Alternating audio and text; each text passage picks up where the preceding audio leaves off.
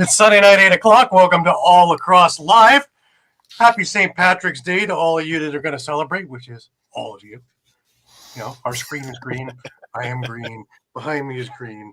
You know, we have the happier days of green. Now we just cry into our green beers. But hey, we don't have Shawn here. Shawn it's his birthday today. Happy birthday, Shawn. Happy birthday, He's Shawn. drinking some green beer and trying to recover from Saskatchewan's uplifting defeat. You know, I'm with you, bud. I'm with you. I'm with you. Feel your pain, maybe even more so. But we got a lot to talk about this week. The trade deadline came and went. Some major things to talk about and things that actually had to do with this weekend. I give you the Rock game.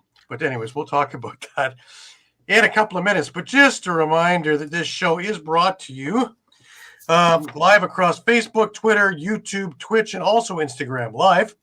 Remember to hit the subscribe, follow, like buttons. Always tell everybody about us. Let's bring as many people to the conversation as we can. Please enjoy our affiliates, the Pat Bernard Show, soccer and football shows, as well as other different things on the Streampunk Network, like Streampunk Cinema, Streampunk Combat, all kinds of stuff. If you've missed a show, no worries. You can grab all the shows on YouTube, at whether you go to Streampunk Sports, Streampunk Cinema, or All Across All the Time for any of our shows, including our entire library, interviews, conferences, fights, a whole library full of retro games. Just come on by, take a look, and please subscribe while you're there. Remember, you can stay up to date with all sports by visiting streampunkentertainment.com with great articles from our huge staff of contributors. And a reminder that our show is brought to you by 60. That is Canada's newest and most exciting sports uniform and teamwear brand, delivering top quality uniforms and teamwear that reflect the spirit and identity of each team. Their commitment to innovation and excellence sets them apart, ensuring that every customer experiences the perfect blend of style and functionality. Unleash your greatness with 60. To take a look at some of their stuff, go on Instagram, go to sweet_60. You can also message him there and message Jim. Or you can email Jim at info.sweet60@gmail.com. Go on to their website at www.sweet60.ca/60. At any of those ones, please put down Lax Talk 10 and receive an extra 10% discount on your orders. There are no tariffs on these orders if you are U.S. Also, if you are U.S., take advantage of the strong U.S. dollar and shop Canadian. If you are Canadian, why pay all the extra money? Shop Canadian. Good store out of Peterborough. Quality, quality, quality. And if you really want to just take a look and you don't feel like doing any of that, the QR code is on the screen here. Just click on that and away you go. Alrighty. Reminder, it's only 5 weeks away, Mike. Robeski tournament. I was doing some voiceovers this morning for some things for there. It's exciting. It's happening. We're almost there. I can almost feel myself on the plane. Eduardo reporting in. 2025 NLL. They are now. Brought to you by the letters BW. Well, all these comedians around. Eduardo, looking forward to reading how you put together this San Diego episode for us. Yeah, lipstick on a pig, I guess it is. Poor Las Vegas. I'll tell you, we'll get into that in a little bit, though. But boy, oh boy, they are shaking it rough recently. But there's a few teams in that boat. Some that have admitted it and some that haven't. The ALL, the Women's Division East, had their championship weekend this past weekend. And a big congratulations to the Blazers, who wound up winning 6-5 over the Skyhawks, are this year's ALL Women's East champions. Congratulations. Congratulations. While we're on the ALL, it was the last week of the season for the ALL East. And some implications and some strange stuff going on. The first one to come to mind here was on Saturday afternoon, and the Brampton Express, who've been white hot of late, played the Oshawa Outlaws, who have been anything but hot lately. Brampton won 17-14, but Oshawa only had 15 runners. So they did an exemplary job keeping up. And in fact, really, they did most of this game. They did a really terrific job. Brampton pulled ahead going on a run of 6 of 7 goals, taking an 8-3 lead early into the third quarter, led by Curtis Ward and Zach Sunderland. To the Outlaws' credit, they kept working, though, led by Tate Gattoni, who scored 5 times in the second half. Oshawa clawed their way back, down just 12-9, heading towards the fourth. While the Express kept rolling, Oshawa did their best to stick with them. Jacob Janke's 3 goals in the second half also kept the Express in control. A pair of late goals from John St. John made the game interesting, but Brampton was able to hold on for the 17-14 win. In the late game in Oshawa on Saturday, Peterborough faced Whitby. Now, this was a game of the week. This thing went back and forth most of the day. It was a highlight of the weekend. The two teams faced off against one another. They disappoint. 7 different times in this game was it tied through the first 3 quarters. The fourth quarter saw the Steelhawks finally get a run together of 5 of the next 6 goals. Led by Cole Hanrahan and Devin Pfeiffer, Whitby came away with a 2016 victory. Stunning game. Stunning game.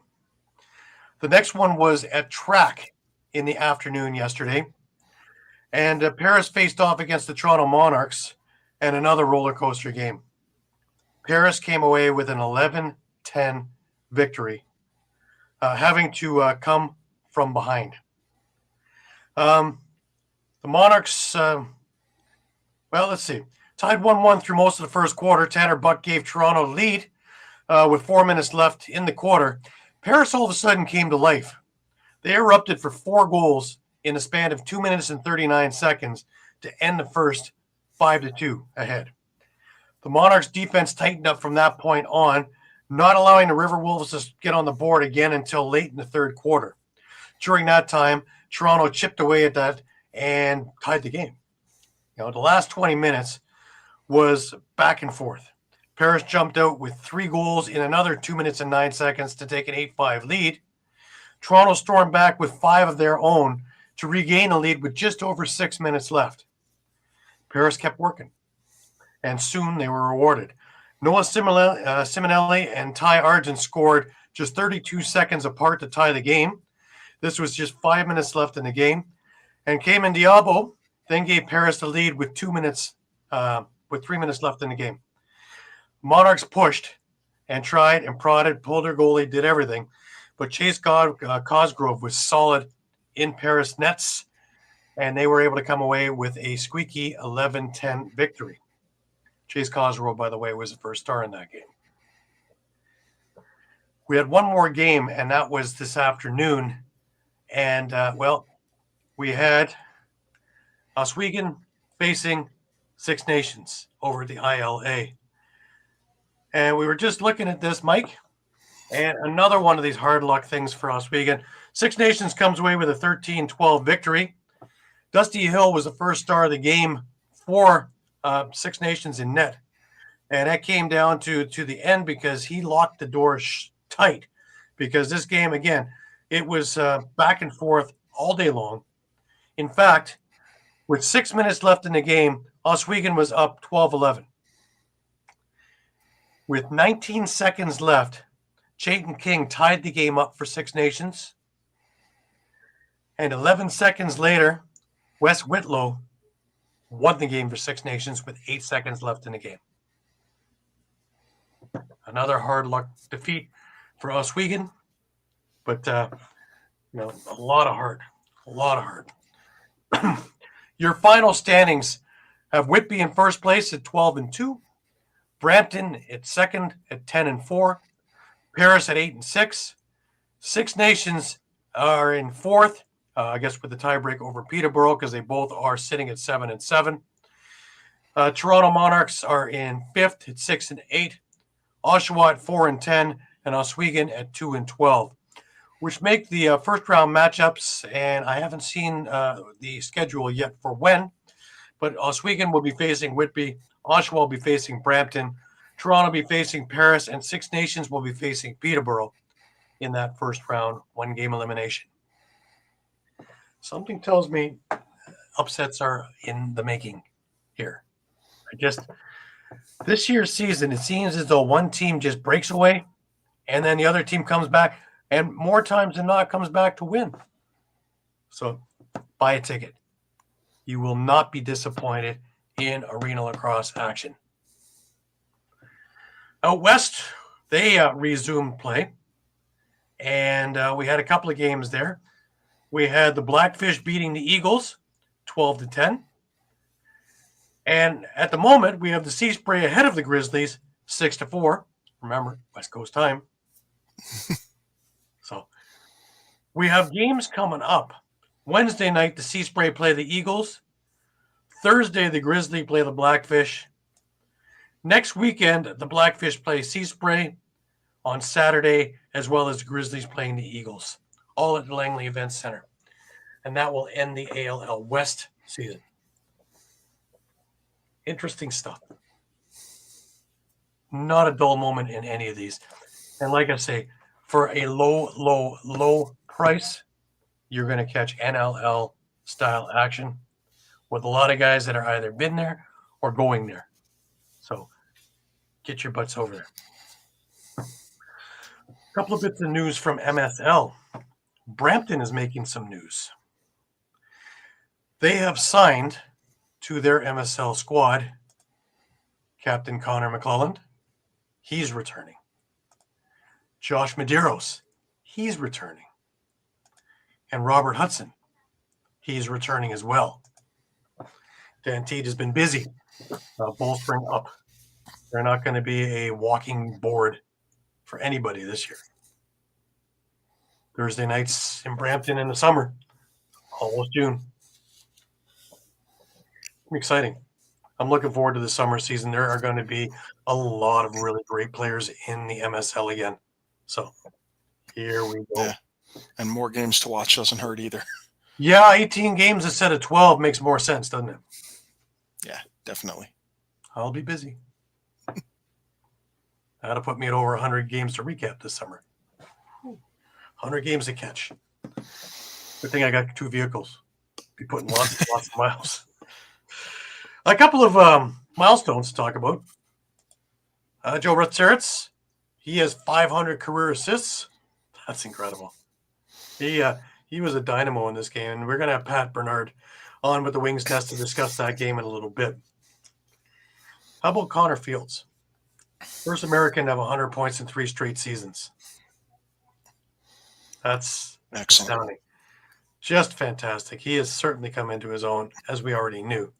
But he just keeps pushing the bar further and further. Yeah, and I think he needs to maybe be in the MVP talk.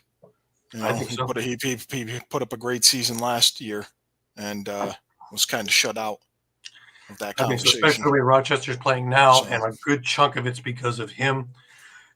Whether it's him scoring or him setting it up, he's in the thick of it all the time. Yeah.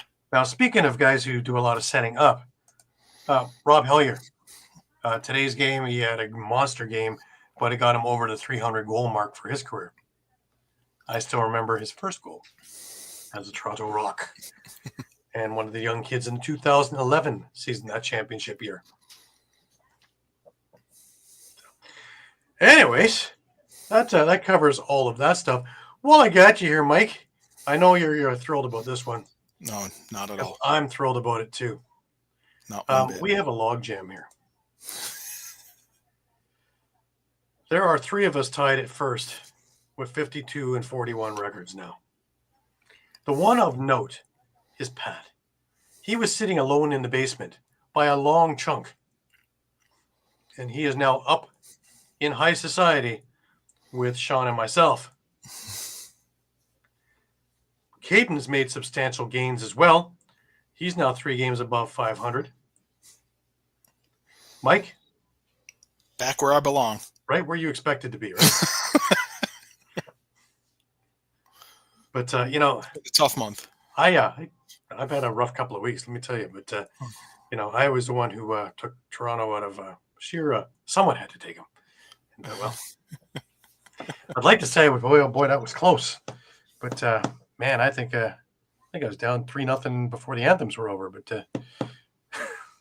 what a horrible, great game if you're a Vancouver Warrior fan. Not so great if you were a Toronto Rock fan. And even worse if you were some of the roadies who went down there and had to sit through this. But, we digress on that one. But without further ado, I want to bring in probably the happiest guy that we're going to be seeing probably this week. And, of course, over in the Wolves Den,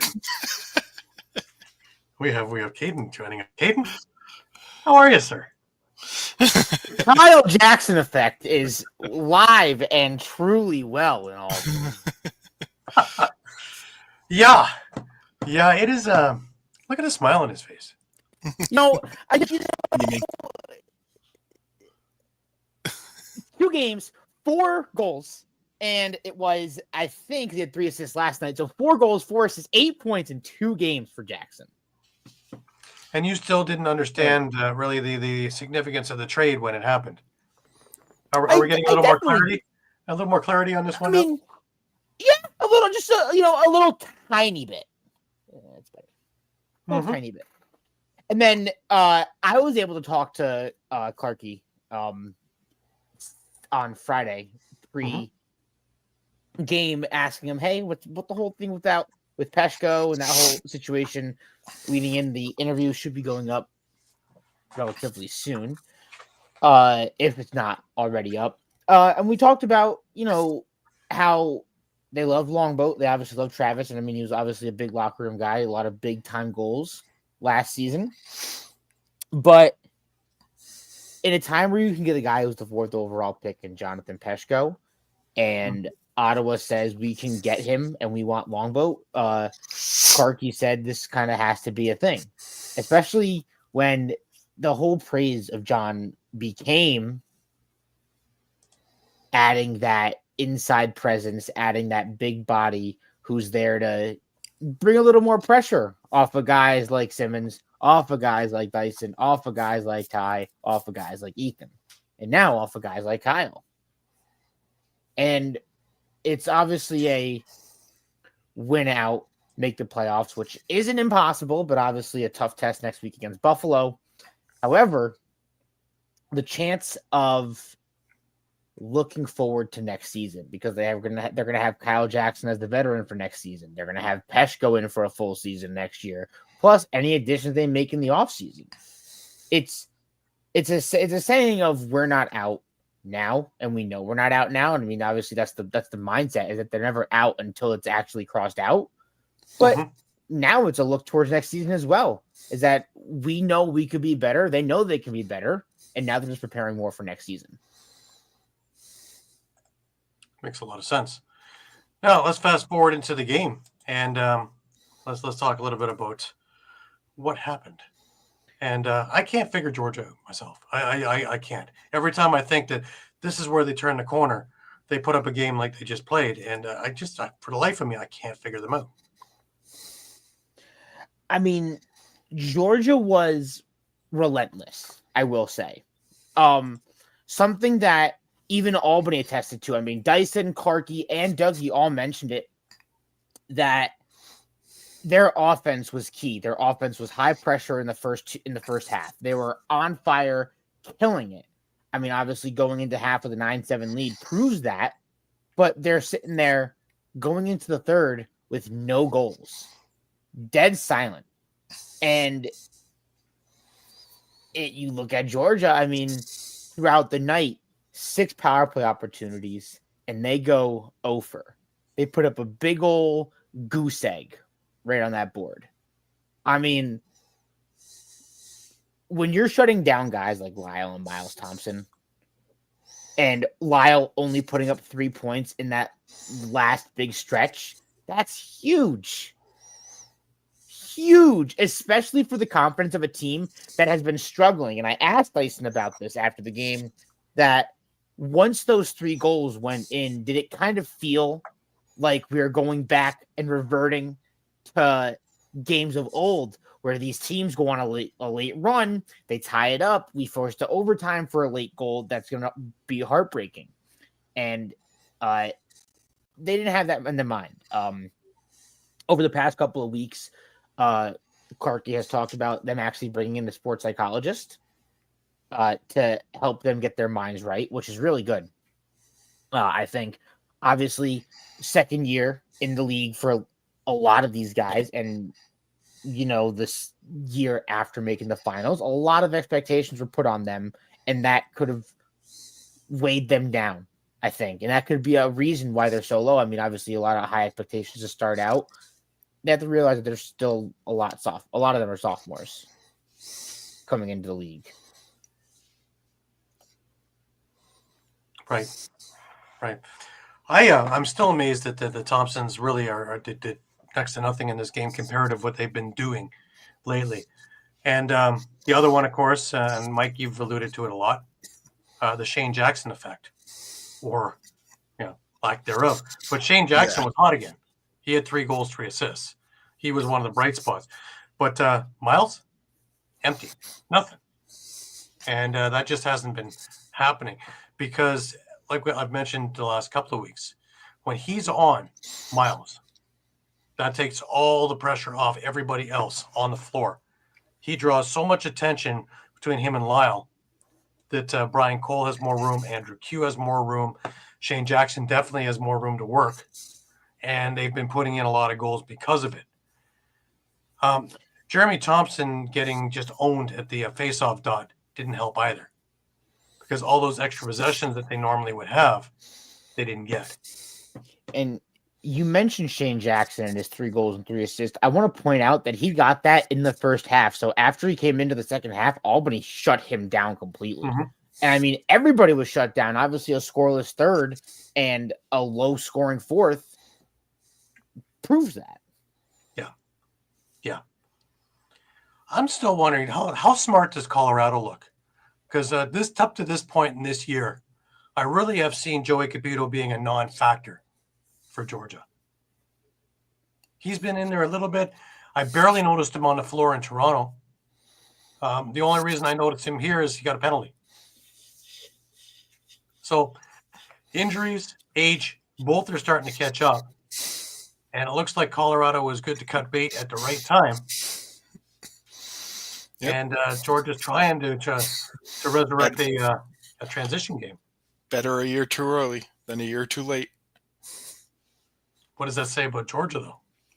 They took a risk on them, and yeah, I mean, it's. I mean, maybe overall, it's not quite paying off, but maybe that changes come playoff time. Right. You can't say anything about Dobson's performance because he faced 49 shots. 11 goals. That's not a bad outing. And really, Georgia over the last little while has been able to use their big-sized defensemen and keep everybody out. Albany a couple of weeks ago would have agreed with that and stayed out, and probably would have lost this game 10-6. They've found a way to get back inside, and dividends have been paid enough to win a game when they need to. I'm not saying you have to live inside, but you have to get inside, and just to keep the defense honest. And I noticed that a number of times in yesterday's game that they were able to, and they didn't mind paying the price to do it. A lot of that has to do with having Colton Watkinson back, because big body, good transition, doesn't mind banging in and lead by example. Absolutely. And, you mentioned Colton obviously re-signing with Albany before this game, getting that 1-year extension, which is huge. I didn't get the chance to talk to him personally, but I mean, obviously I reached out, and I mean, I even said it to you guys. There's no one else more deserving than Colton right now. I mean, he is the lifeblood of the team. Like Yeah, showed when he was hurt. Yeah, he's the lifeblood of the team. But you talk about getting inside, and someone that really was the epitome of that was Kyle Jackson. I mean, he did it last week in Philadelphia, and he does it again. Obviously, one of his goals that he went inside on was back because his foot was in the crease. It was the one in the first goal in the first quarter where it bounced off the player, went back in right before the net went off. It was the whole commotion. I asked coach about that. They gave me they kind of gave the full explanation. It was weird. It was upsetting. He still was able to score, giving us that 10th goal on the night before Dyson was able to add the 11th to win it. But I talked to him on Saturday, like I mentioned, and that's something he said was kind of like his bread and butter. He loves to get inside. He loves to go to the net. He loves to just crash towards the net. And I'm excited to see that continue. And, you know, him saying that he's considered one of the veterans on this team is obviously crazy. It's crazy. But something that I also just found out, which was really cool, is he actually used to coach Dyson. Mm-hmm. Which Dyson was actually really cool. Was really happy. And it was for him, it was really cool to see him in Philadelphia last week. I mean, he even mentioned that. We talked about Kyle in the press conference, and it was cool for him. So having a guy who was once your coach and now is a teammate is something I would say is pretty cool. Yeah. Now, fast forward, and Albany has Buffalo next week. Not an easy task. Because Matt Vince looks like he is zoned in totally. He looked great yesterday. So Absolutely. What is the game plan there? You know, you mentioned Matt Vince, and I'd be kicking myself. I'd be shooting myself in the foot if I didn't mention Dougie's performance. Mm-hmm. I mean, Dougie stopped 44 of 54. Obviously, some of those that he would like to have back. I mean, he even said it himself that he felt like he started a bit weaker, but Dougie made some absolutely fantastic saves to keep Albany in the game. Like you said, Georgia could have ran away with it in a couple of times. Albany could have been not jumping in towards the crease like you were mentioning, and could have been pushed around a lot more. But Dougie kept them in it. A lot of saves in clutch time, especially in that ending sequence before that penalty happened for Georgia. So you have to. It all starts obviously with the offense, but I'm obviously looking towards Dougie in this one. It's a battle of the goaltenders next week. Matt Vince versus Dougie Jameson is going to be probably one of the best matchups we've seen, especially since Dougie has finally started to pick up steam. He's starting to finally feel like himself. Right. I personally think that the defense needs to be totally awake and totally alive, because there's so many different ways that Buffalo can score. And you mentioned the Buffalo scoring.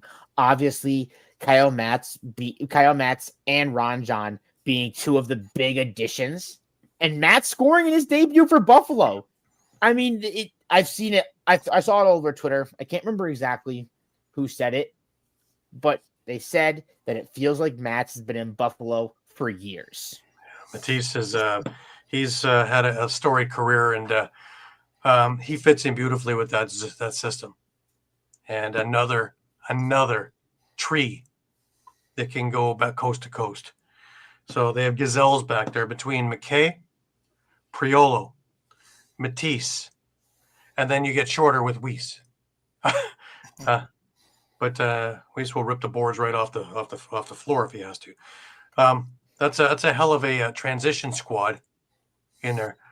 Now let's not forget when you're going inside and you have, Belters in there. You have Paul Dawson there. They're going to make you pay to come inside. So we're going to see how often Kyle Jackson is going to want to make trips to visit Mr. Dawson. And it's going to be interesting. But it's of course the Josh Byrne and Dane Smith effect that they have to worry about.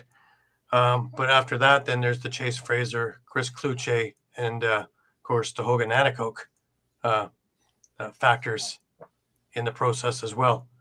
And then you can start thinking about the other moves that they made and the things that they have. So there's a lot of tools in the toolbox there. In fact, I believe it's one of those big Snap-on toolbox things that are this big and they just roll it in with a truck. So, I mean, there's obviously a lot of dangerous pieces on that Buffalo squad, and I'm never attesting to it. Obviously, I even say it in my pick'ems that I went against Buffalo too many times at the start of the season that I just can't go against Buffalo anymore. And with the firepower they added, they just got so much better. However, I'd still be remiss and I'd still shoot myself in the foot if I didn't mention Jonathan Peshko, especially in a huge matchup against Buffalo. I think all eyes might be on him on this one. Obviously, getting a week in, getting his feet down, he obviously had a lot of really good looks, and I was someone. Obviously, how can you miss him on the field? He's a larger than life guy. He's amazing. He's making people pay for getting close to him, and that was his whole thing. People were getting close to him. He's checking them off, pushing them off, running towards for the ball, and shooting it on. I mean, he had a lot of really good looks, and I was looking for that goal. I'm like, he's gonna get a goal, 2 assists, finish the stat night with 3 points in his Albany debut. That was just my hope. But someone who did end with 3 points was Dyson, ending with the game-winning goal with a minute left. I mean, Georgia was really upset with that penalty call. I even talked to one of their assistant coaches after the game, and he was upset with the refs. And a lot of situations could be looked at, once again, refs having some questionable calls. And Clarkey mentioned it, and obviously Georgia complaining about the call at the last minute, which led to the Albany power play, then fourth leading to the Dyson game-winning goal. Right. Well, it's going to be interesting next week. I'm looking forward to. That's one of the games that I want to see. Now, of course, the other games I am going to see has to do with two teams that are both heading in the same direction, and it's not up. It is. I do have to say, you're welcome. Well, you are just so the way things are working out right now. Vegas is making sure that they're staying at the bottom. That's good. We own their pick. Toronto is making sure they stay neck and neck with them. That's good. We own our own pick. And of course, my next guest, we're taking his pick too, and he's doing everything he can to join us in the bottom three there to make sure that we have 1, 2, and 3 in the draft. And why don't we bring on the happiest of Wings Nest folk? Bernard. Yes, Pat. Is this elevator going down? You mind if I hop in? We're there. Is this elevator going down? We're there. No matter who we got rid of. Slowly going up. We got rid of players to you, and now you're joining us in the bottom. Welcome. Oh yes, I am on my way down. Thank you for your number one pick. Yeah, anytime. Let me remind you, gentlemen. I did some heavy research this past weekend, trying to figure how do you go from being 89, 90, 94, 95, 98, 2001, a 5-time world champion and made 9 championship runs. You forget all about that stuff with this franchise because they have one of the longest losing streaks in the league. 6-game losing streak on a 6. Oh, what's this buffoon doing here? No, that's my guy. 6-game losing streak, and Paul Day again has tried to shake up this team, and there's no response. And now, granted, this was their playoffs. This was everything. This was their championship game, and they choked it away. The defense, Nick Demute played very, very solid. I will give him that. This is one of the best Joe Russ-Terrence games I've seen in a long time in the last 2 months. Mitch Jones facilitating, had 1 assist, has 7 assists, 1 goal. I'm okay with that. Brandon O'Neill looked like he made some plays. But the costly mistake of leaving Ryan Lee open in crunch time made it buried this season. Goals were painful, weren't they? Painful. I mean, you guys just come back and tie it. That's painful. You leave him wide open of any player on the field. You leave him, and he puts a nail in the coffin by hanging behind the net and comes up and snake bites his team and puts nothing but venom and puts his team to sleep now for looks like the next December, because here on out it probably won't matter. Yeah. You know, the funny thing is, I would have thought. Now, I realize that there's a lot of offensive prowess there, but take Tony. He was cut by the Wings. Buffalo cut him. He had 5 goals yesterday in the Arena Lacrosse League in the second half alone.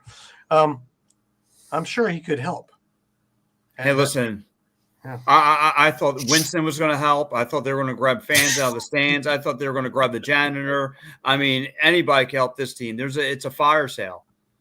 It's you know, I have to, and I said this morning on my show, they are probably the most disappointing team in Philadelphia sports right now. If you look at the hindsight, I looked at the 76ers. I expected this. Flyers are in rebuild mode. But for this team to be in second place by Martin Luther King weekend and plummeted from there, and now you're just a bottom feeder, it's disgraceful. I would even say that it's even more painful. It's one thing to suffer through the game that I suffered through, and we'll get to that game soon.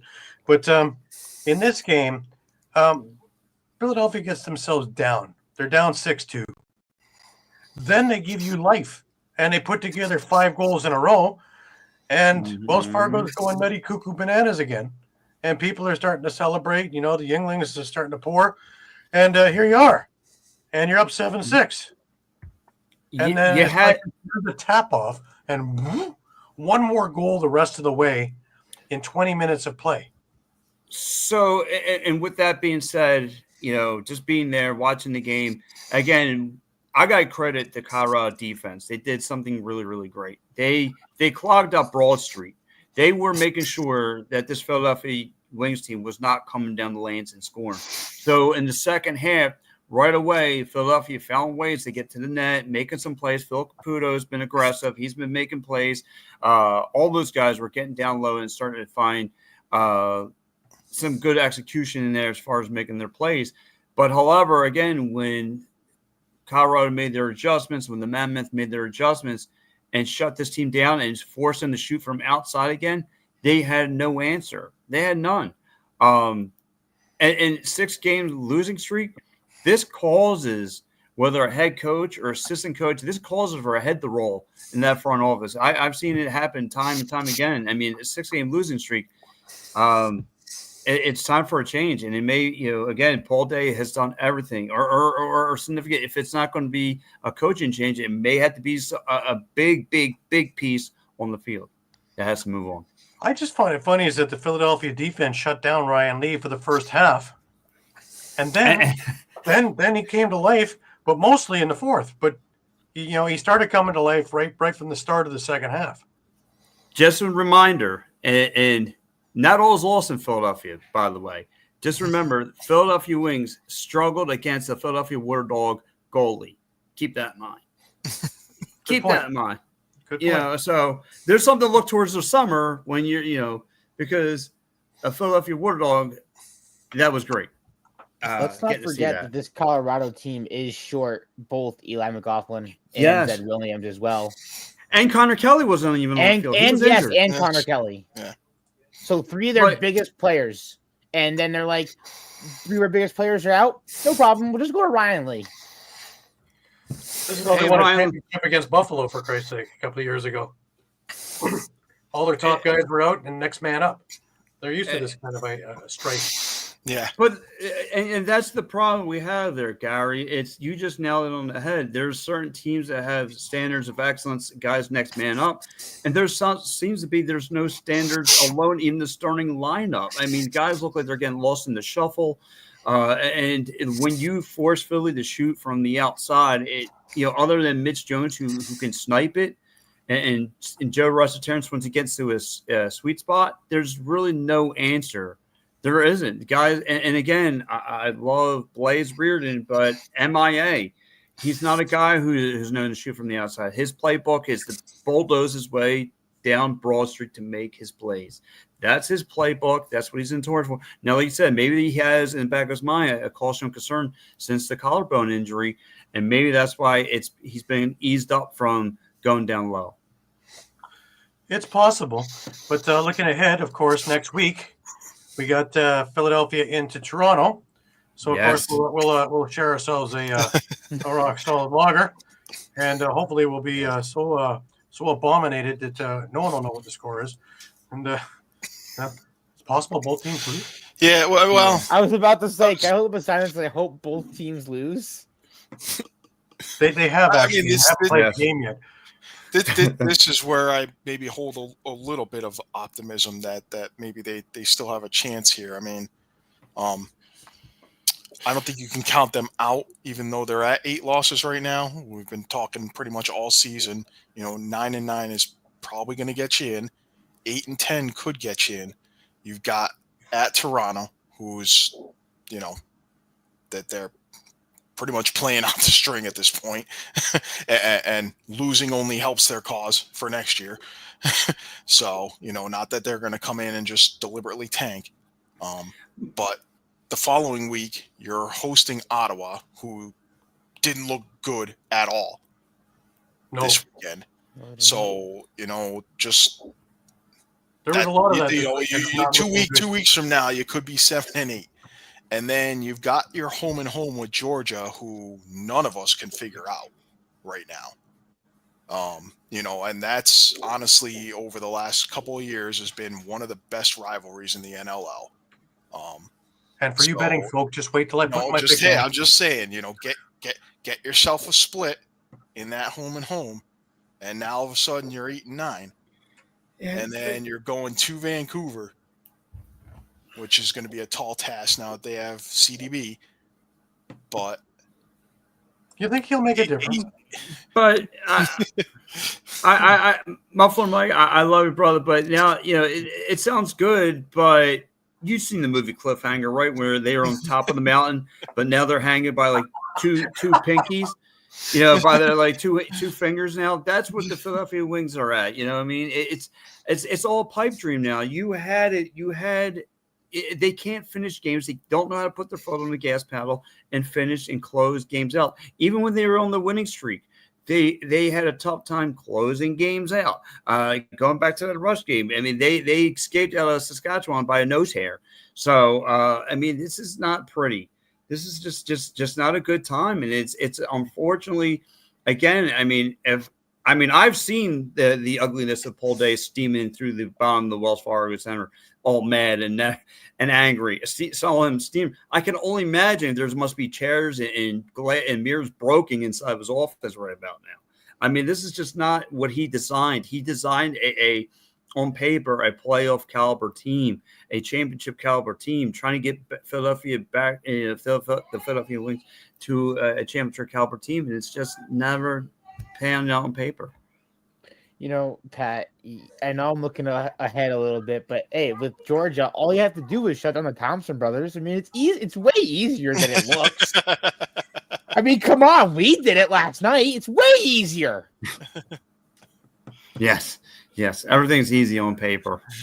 It's just shamefully. Like I said, I did the history on this Wings team. I said, let me see how see the heyday of this team in the early '90s and out through the '90s, and had nine championships alone they made in playoff 18. Have all the '70s champion guys over there.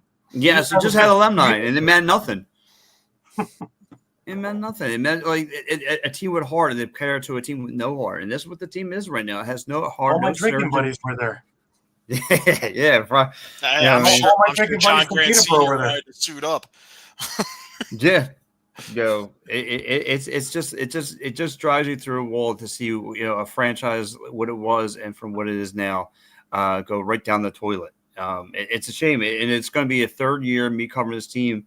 Another year loss of not making the playoffs. Yeah. This is an interesting way that the season's ending.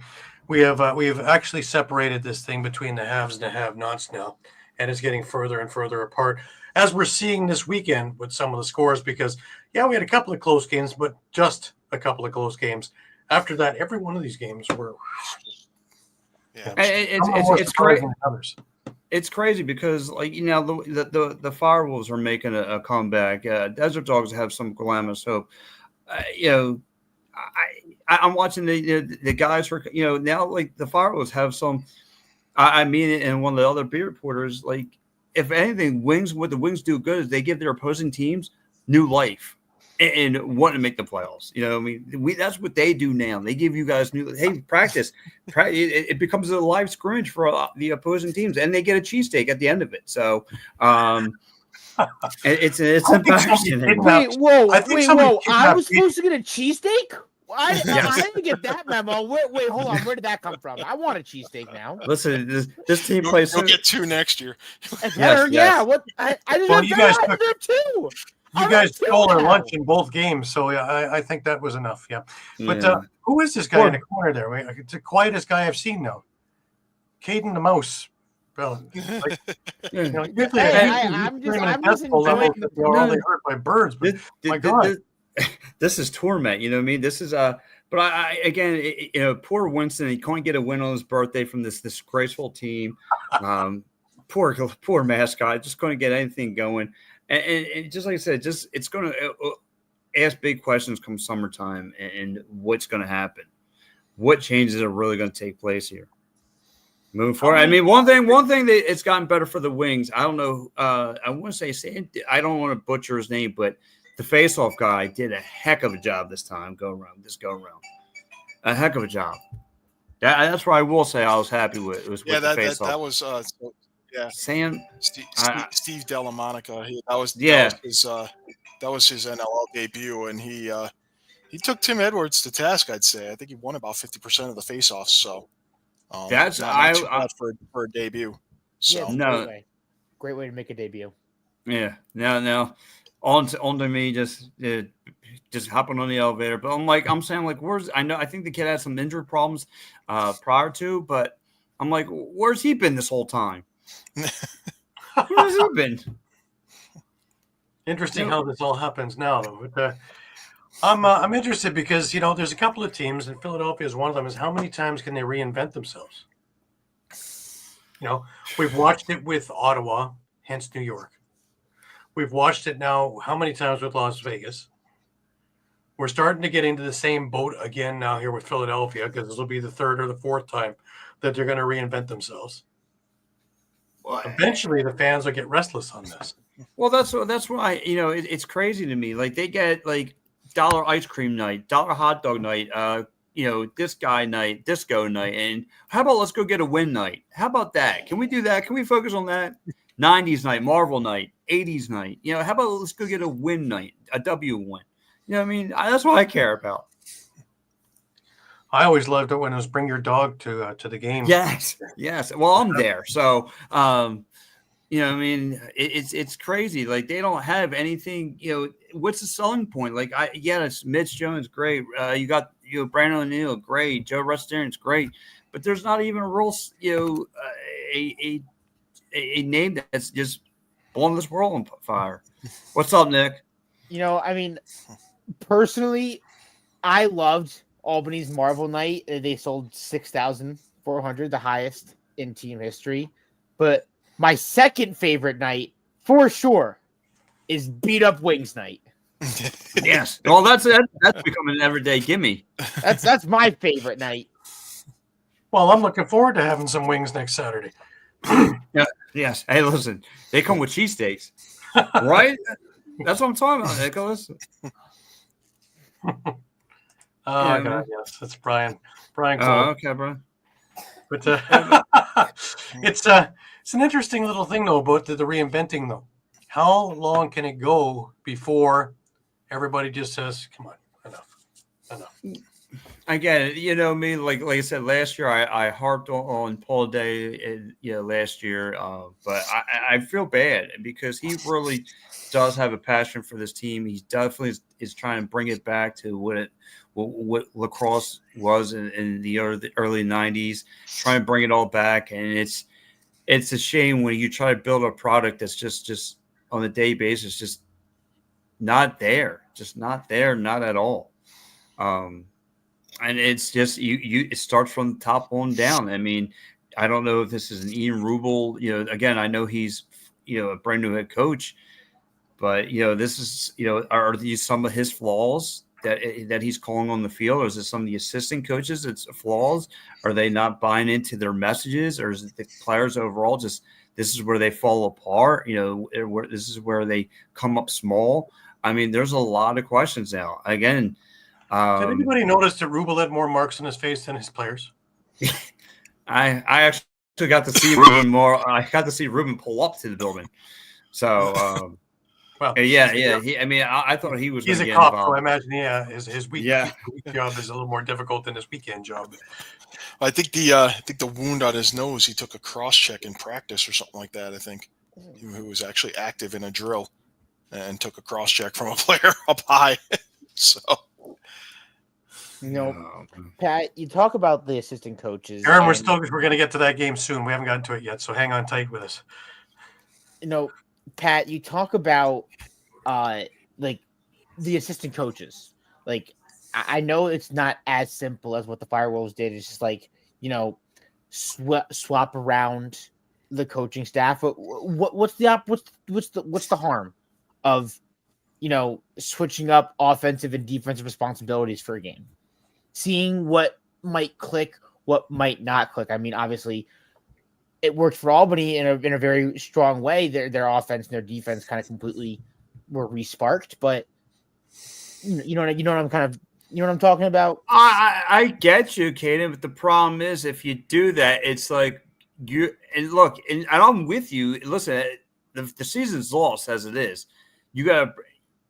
Right now, if you're telling me X was supposed to be a great signing and he's failing at being an offensive coordinator, and you want to switch him with the defense coordinator who's also failing, I might as well get rid of them both right now because they're not doing their jobs. So yeah, maybe if they switch it up and try something new and copycat the Firewolves. How about TK as the coach?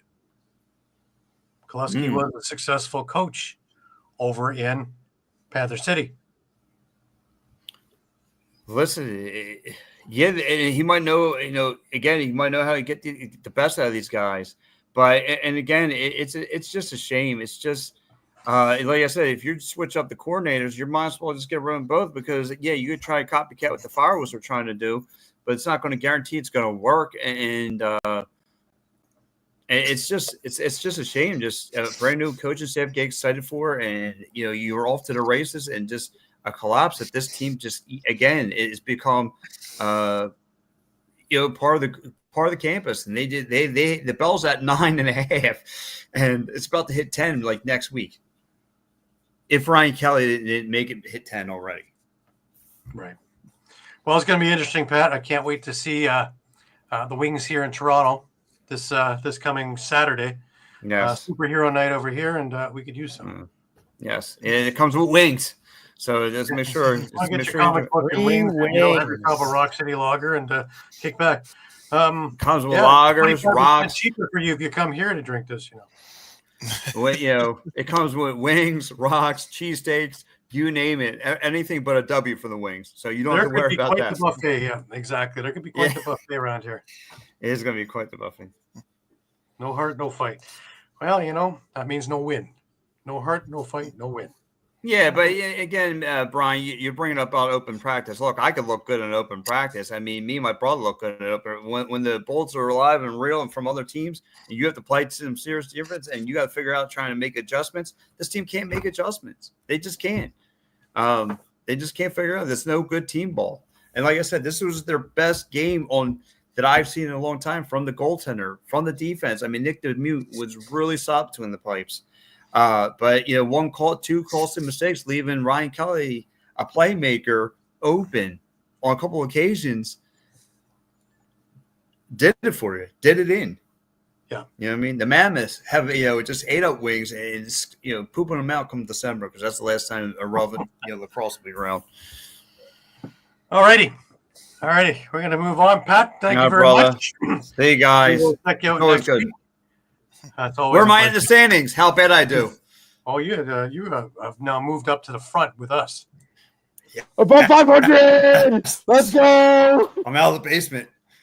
Out of the basement, you're tied. I'm like for the first Wings. with a ton of myself. No more 500. Or above 500. We Finally. got a few more weeks Yes, to go. We're coming down to the home stretch. Unfortunately, my who you got, I'm going the other way. Caden, I know you got to get going.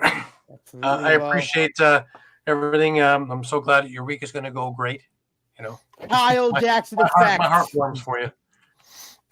God, I'm scared for Buffalo. We don't have your first round pick, so we don't really need to worry about what you're doing against Buffalo or not. I'm scared against Buffalo. Well, hey, remember they've got a doubleheader, Buffalo. So, I mean, they're playing Vegas Friday night. That's not saying much. Double the pleasure, double the fun, right? Well, you know, if Vegas can just whittle him down a little bit, Albany comes in for the 1-2 knockout. That's all I'm hoping for. Yep. So it's a If possibility. they get the Vegas team that I saw this afternoon, I mean, hey, come find me. Come reach out. I am excited to meet people. I love meeting people I get to talk to. So come There you out. Come, yeah. Brian Cole will be in you Albany on Saturday for you. So come All find of the him. home games. We'll reach out. Dave, you're relentless. Dave, why? Absolutely. Facebook is just my name. Look, I'm through all Lacrosse on there. You can find me on Facebook through there. Absolutely. Caden, appreciate it, man. Thank you very much for everything you do for us, and we will be talking during the week, and we will see you next week. Absolutely, guys. I'm looking forward to next week, and I'm scared about Buffalo. Let's go, Wolves! 2 straight wins! I remember when I had that kind of energy. It was last year. So Yeah, no more. I'm scared. I'm scared. No. But No, I don't even look at the. You'll look for it. Have All a right. good night, guys. Take care.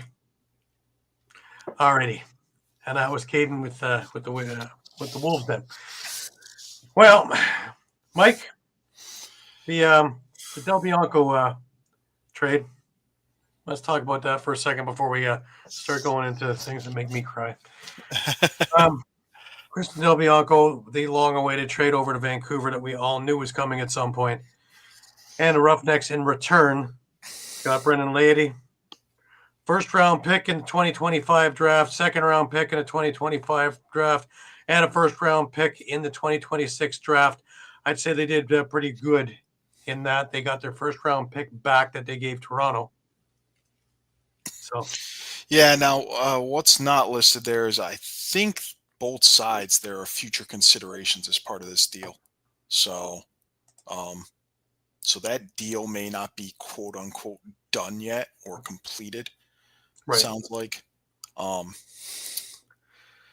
Well, I mean, there's a little bit to unpack with it. you know, the funny thing is that there was a lot of scuttlebutt that, once he shakes off the rust, he's going to be pretty good for Vancouver. Well, yeah, he didn't have any rust to shake off. I'm telling you, man. I guess not. I mean, remember, let's not forget that, he was playing with the Grizzlies in the ALL West. Now, if you want to say, if you want to say something along the lines of, well, that's more like, senior B competition or something like that. I mean, it's still reps. By the way, he won a cup with Senior B too with Ladner. Just to put it out there, if I remember correctly, he stole the damn game by making about 60 saves in it. So yeah, he's not very rusty. Yeah. So and then I don't make that comment to knock on players in the ALL West or anything like that. I don't necessarily think that they're all senior B level. I'm sure there are plenty of prospects coming out of that side, just like they're coming out of the East. So, the point was he's getting reps and, they shouldn't be rusty, right, so to speak. But they took Toronto to task. Ball scores 4. Charlene Beatis has a hat trick. Del Bianco grabs 48 saves. Vancouver beats Toronto. That's not the story. I mean, the score is definitely not indicative. First shot beat Del Bianco. That's interesting. And in Toronto there was hope. But let me put it as succinctly as I can. A combination of poorly played offense by Toronto, high octane offense by Vancouver, had Vancouver up by 6 at the half. Del Bianco looked like he hadn't missed a beat in his play in net. And it was 8-2 for Vancouver at the half. The second half was a lot more like the first half, at least in the third quarter. And once again, it was a combination of strong Warriors defense, bad Toronto shot selection, and Vancouver was able to dominate the third quarter. And the only thing that was working for Toronto up to the end of the third quarter was the power play that happened to be going 2 for 4 in that quarter. If there was one thing to pick on Vancouver in those first 3 quarters was undisciplined play, taking penalties, because otherwise, there wasn't any chance that Toronto was going to be in this game. The fourth quarter, it looked like Vancouver was just basically running laps. And ironically, this is the only time in the game that Toronto went inside. Because when I say poor shot selection, I mean outside, further outside, center line. Transition was just getting in there, and that was about it. They weren't going anywhere near Del Bianco or even making defense even think that they were going inside. The prettiest goal of the night was a no-look shot from Josh Dalwick, a behind-the-back shot. It's only because Del Bianco never saw it. Other than that, there was really not a whole lot in the Toronto eyes to go, hey, we can build off this. Schreiber looked good. Dalwick looked good. And that's the end of my list of looking good. I have no one else that looked good in this game. I saw defense, and I made a comment to you, Mike, midway through the game, that if the defense wants to sit around and watch Vancouver play, they should go and buy a ticket. Because there was 2 goals that I can come to mind just offhand. One specifically, I believe it was Charlon Beat, is coming from behind the net. He ran around 3 guys, went out in front by himself, and scored. That's unacceptable. In any league, that's unacceptable. Even if you took a penalty for crying out loud, I would allow that one. I could stomach that. But you ran around them like they were pylons and then scored. They made notice that everybody was shooting to the right shoulder of Kostiuk and scoring. So if Kostiuk has that tell, the honeymoon is over, and it's going to be a long couple of games before Toronto figures out what they're going to do next. There was a Goa Abrams sighting in this game to give Kostiuk a few minutes to reset. Now, granted, when he did get back in the net the second time, because it happened twice, he got pulled. He looked pretty good. He looked like he had settled himself down. But on the whole, man, there's nothing for me to talk about that is really of any constructive good that I watched out of Toronto. The score said 13-8. I call it 13-4 with 4 garbage goals. Yeah. Because I don't believe those 4 goals came with Vancouver actually paying attention. Which leads to something that we have been talking about for a month and a half now, Mm-hmm. which was, when are we finally going to see this Vancouver Warriors team have a dominant win? You got it. Yeah. And you got the right people scoring. What I liked was Dylan McIntosh's game. He looked great in this game. Yep. And being a facilitator and being a scorer, he looked good and comfortable in both ends doing it.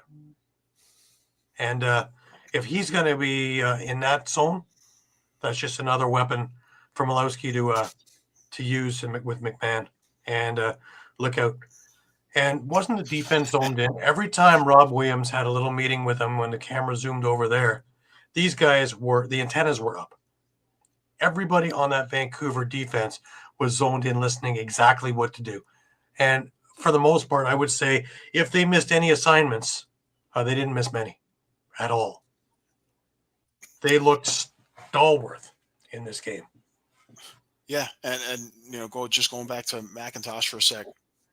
Now that they've traded Peshko, maybe he gets that chance and he gets into the regular rotation. And, maybe this is just another game changer along with, obviously, having Del Bianco.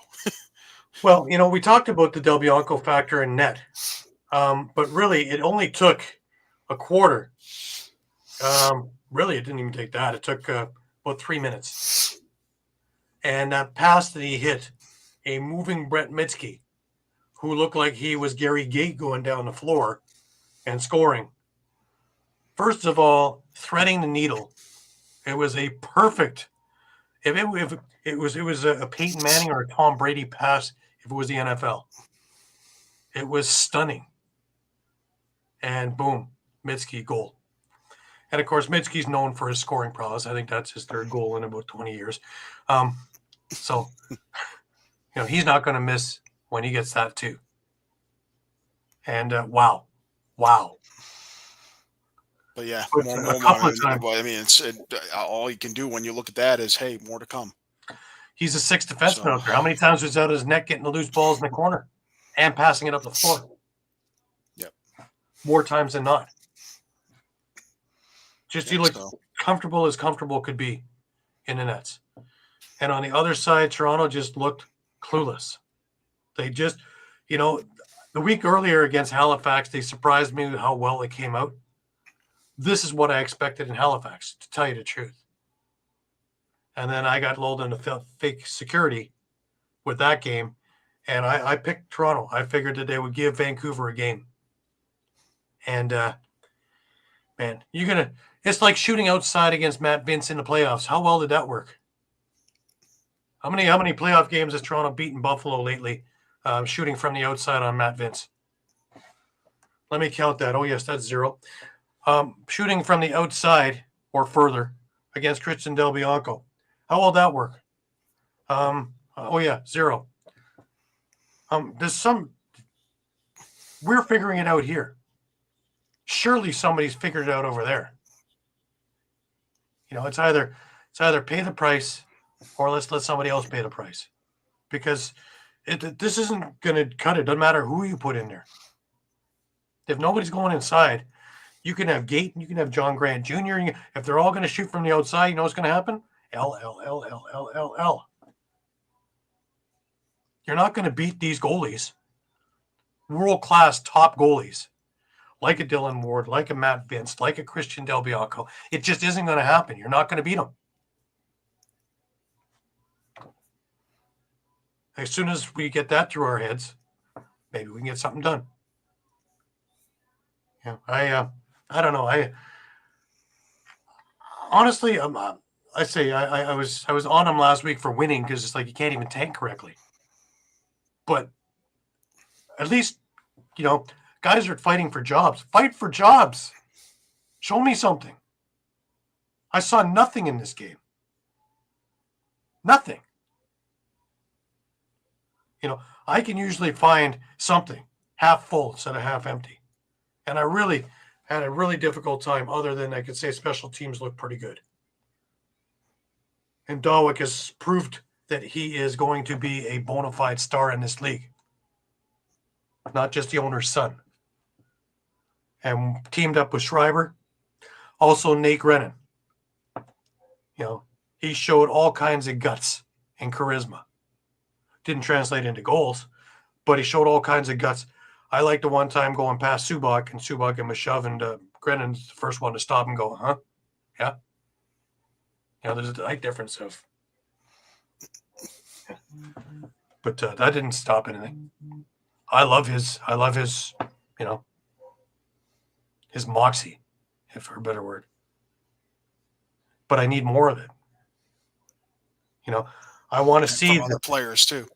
I want to see it from other. I want to see Jake Darlison. I want to see the guys that we're supposed to be looking at right now. Never mind playing the same guys that we watched all year long. I want to see some of the new guys. I want to see what they got. Zach Kearney, he looked not too bad. Elijah Gash had moments of doing pretty good things. Honestly, Robert Hudson, I haven't noticed since he got here. Haven't noticed it. Grennan, of course, stands out to me. Justin Martin wasn't even playing in this game. Darlison wasn't playing in this game. Chris Boucher needs to put a lid on it. He's too talented to be sitting 12 minutes in a box.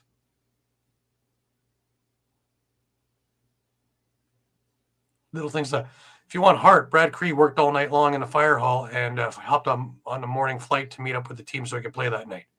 If anybody has an excuse, is Brad Cree. Eight loose balls for Brad Cree. He put in a full effort. Corey Small put in a decent game, couple of goals.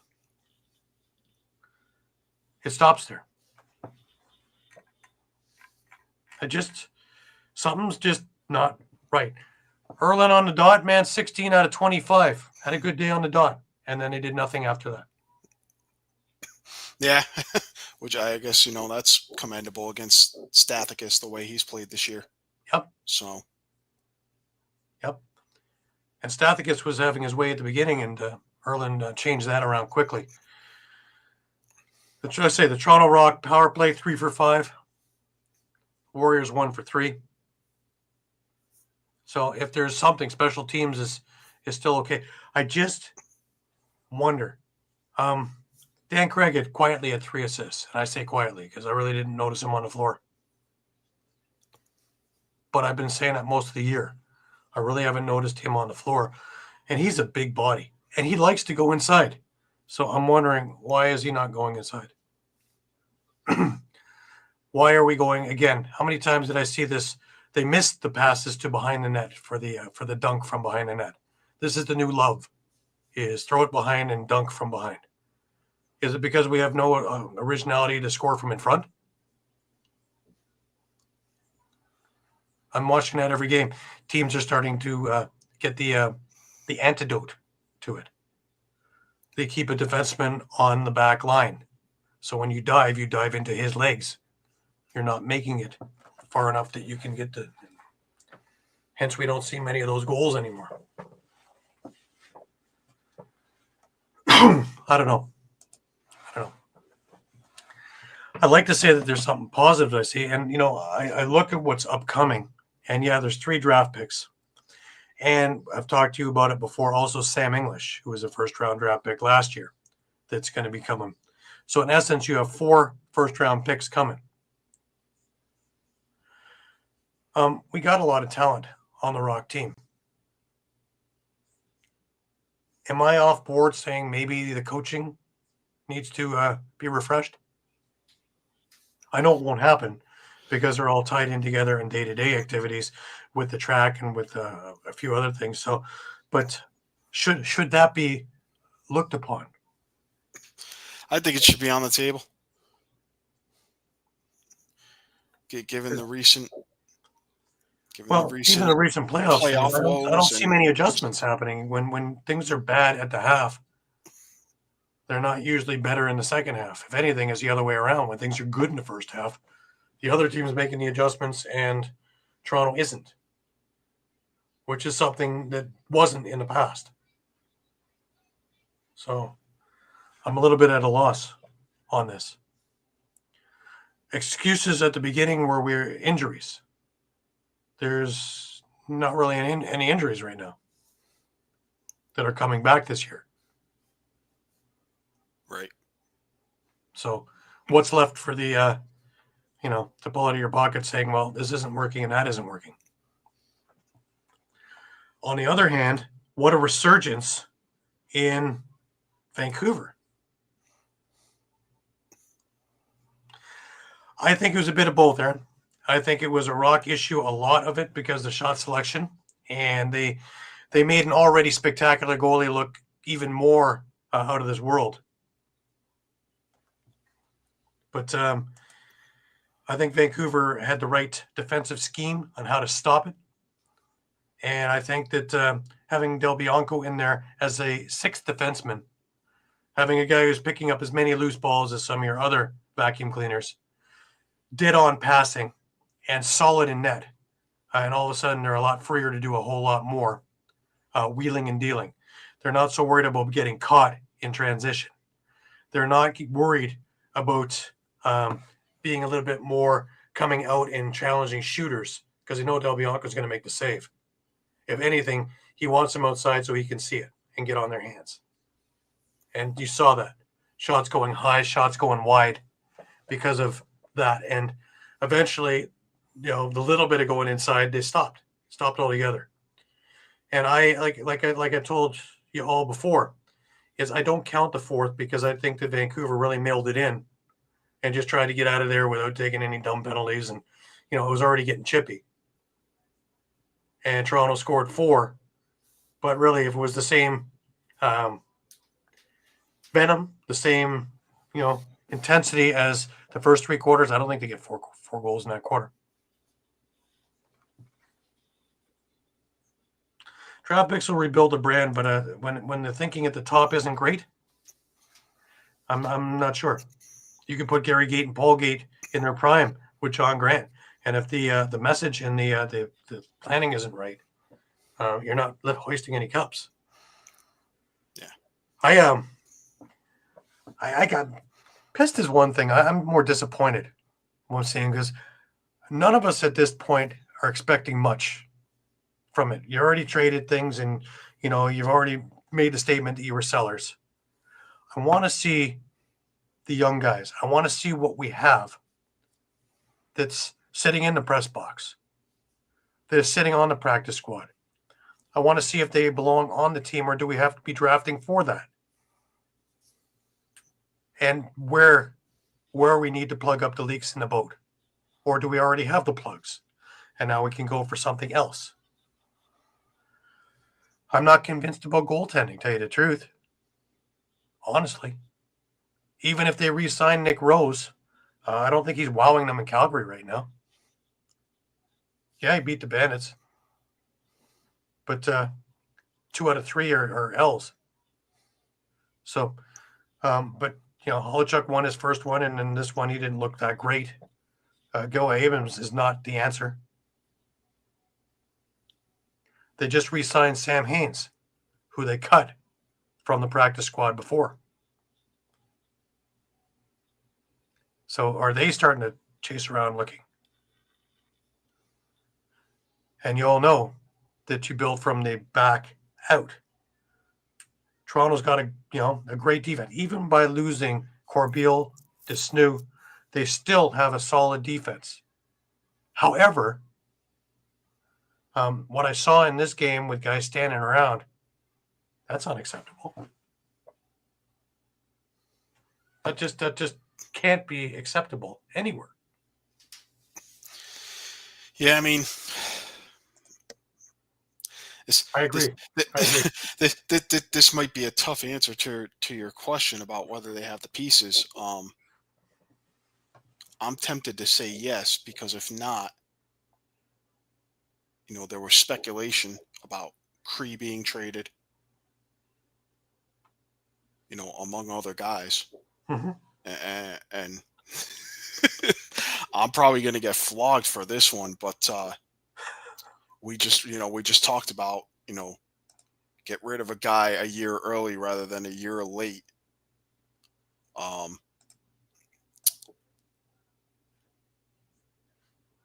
Should Chom Schreiber be on the trading block? That name has come up a couple of times. Because you're going to get value out of him. Okay. And in fact, that name came up more when Ottawa was in New York. Being a Long Island guy. And I mean, listen, you've got some vets on the offense on that team. He's probably the only one you can move. You probably cannot move Corey Small. You definitely cannot move Mark Matthews, because he just will even be back. I mean, I certainly hope he is. I mean, I don't think the tank is empty, but the tank is, obviously the injury now and just the underperforming this year, and even to some extent last year, has decreased that value. Yeah. I mean, that value, obviously that value looked a whole lot higher when they traded Zach Mans for Mm-hmm. And, unfortunately, that trade has not worked out for them. Zach Mans and Levi Anderson would look pretty good right now.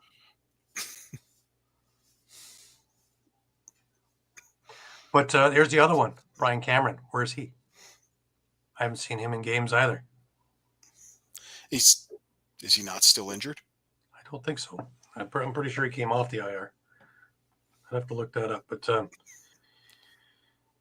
because that was the outside howitzer. That was the one that replaced Zach Mans. Started making me forget that Zach Mans was there. But again, that's the youth that I need to see. That's the youth that I want to see. Where I don't care what the score is. Honestly, I don't care if they get blown out. I don't care. I want to see what we got, and I want to see what needs to be done in order to build forward and hopefully build towards a championship. They have all the. We looked at it before. The amount of draft picks that Jamie has accrued for the first time in forever. The last time they had a really good draft pick, Challen Rogers was picked. Another one that comes to mind is Jesse Gamble when he was picked. Dan Lintner was a first-round pick, and they traded Kevin Crowley to get him. All solid first-round picks.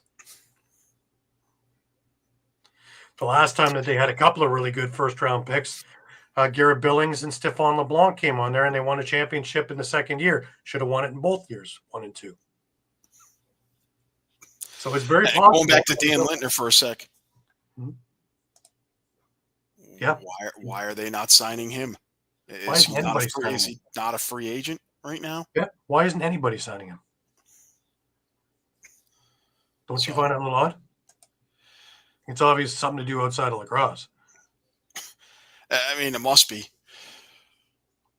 I agree. Getty, I agree 100%. That's been my whole point of my rant, really. And if you really want the guys back, you can sign them back. Yeah. Both Corbeil and Desnu are both from around here, and you can sign them. I'm sure they can be swayed. But I don't know. I don't know. If you're Philly, boy, you should be pitching like hell to Desnu. He's been the brightest spark in that lineup right now. So, absolutely. All right, let's move on to more good news. Friday night, there was another blowout, and that was in Halifax. And no, it was not for Saskatchewan. Halifax blew the doors off of Saskatchewan 17-9. And, and luckily I came to in time to watch the Rock game because I was stunned watching this. Yeah. Peterson, Robinson, and Stotts contribute hat tricks as Thunderbirds dominate the rush. And that's about the truest statement you're going to see about that.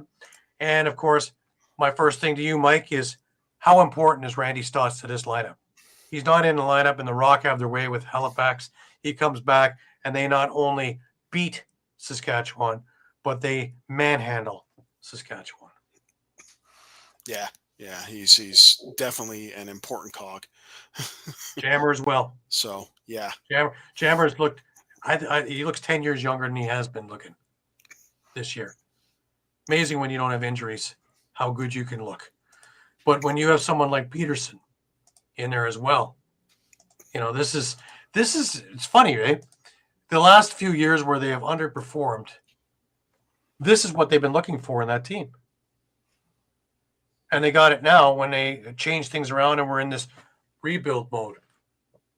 Well, rebuild mode looks better than the mode that they came from. Yeah. Clark Peterson with 3 goals, missing 6 assists in this game. He was everywhere. Mike Robinson. Doesn't he look good recently? Yeah, definitely. Whether that's a function of Dawson Theed being out, I'm not sure. But yeah, exactly. Those couple of games that Jammer took off for personal reasons. Obviously, he was able to sort out whatever the heck was going on because he's come back with a clarity that I haven't seen in years from him. And this was another one who needed a rest and they gave it to him. And when he come back, Hill's been unstoppable since he's come back after that one game being benched. Yeah. After 2 solid years of playing, 2-man cups, two deep seasons, as well as a Worlds, I'm tired, let alone everyday life and doing a regular job. I'll correct you on that. 2 Worlds, indoor and outdoor. Right. With Haudenosaunee. So Very true. How could I forget that? So that's a standing on the sideline watching England shoot on him, and he just laughs at the guy. And when I interviewed him on that one, he goes, "I was probably just so surprised I got the ball. I was laughing because I certainly wasn't laughing at him. It just came out so funny that we were all talking on the sidelines about it." But yeah, exactly. So that's 2 solid years without a break. Almost 2.5 if you include the year before that, then without a break. Yeah. So yeah, he needed it. But boy, has he come back with a vengeance. Yeah, 39 saves in this one. I agree. He had a year on the money 100% today. Yeah, 2 for 4 on the power play. Jake Withers, 17 of 30 on faceoffs.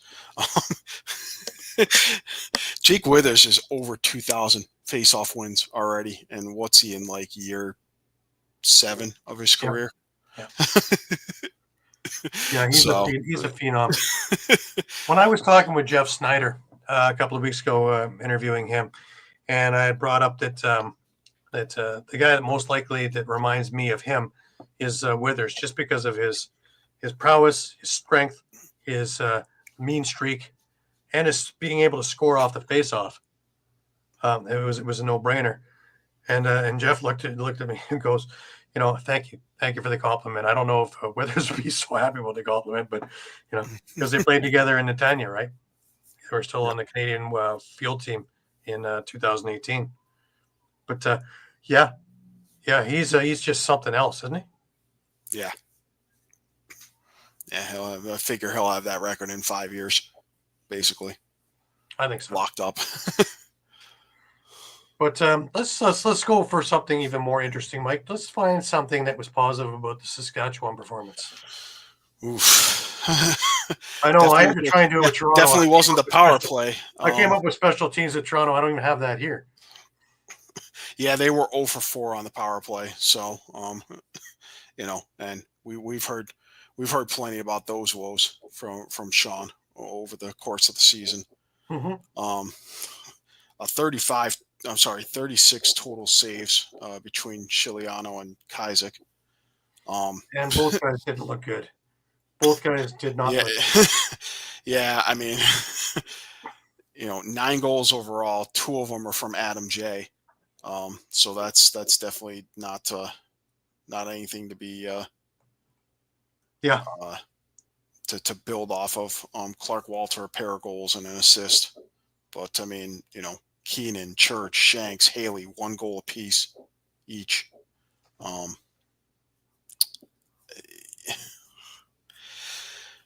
I mean, it was an off day. The only thing I could chalk it up to was an off day. It was Church's first game back after his wife had a baby, so a little distracted, maybe a little tired. As for the rest of them, yeah, I mean, I think you could chalk it up. I mean, I guess if you're a Rush fan, kudos to Mike. You're still in second place. You're still tied for the league lead in wins. You're still in second place. I mean, yeah, at this point, maybe catching Buffalo is kind of, looking like it's more unrealistic than it was a couple of weeks ago. I don't envy Colorado because Saskatchewan had this performance and now they're walking into a bye week. So they have this taste in their mouth for 2 weeks. And they're at home against Colorado for the next game on the 29th. I really don't envy Colorado. And that's the first of 2, I believe. Yeah, I don't envy them.